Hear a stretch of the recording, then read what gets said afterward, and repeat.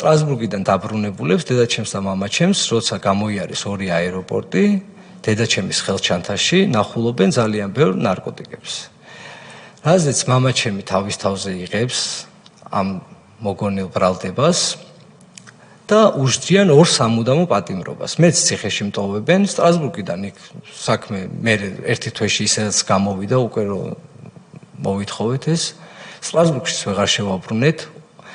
დედაჩემს უსჯიან პირობის 5 წელიწადს, იგივე მუხლებით არის გასამართებული, რაზეც მამაჩემი, ორი სამუდამო აქვს მამაჩემს და დედაჩემს 5 წელი პირობითი და ერთ დღე არ არის ნამყოფი პრობაციაში. ყოველთვე მიდიოდა იქ ხელის მოსაწერად, ხონდა გადაეგზავნა იქ პრობაციაში და თქვენო ალბათ თუ აქ სიარული მოგწონთ, ესეთი პასუხი გაცეს დედაჩემს, რომ არ არისო გადმოგზავნილიო და სანამ თქვენი მთავრობა არ მოვიდა და არ შეიცვალა, იქამდე გადაგზავნილი საერთოდ არ ყოფილა და მე კი მოეხსნა ეს პირობითი დედაჩემს.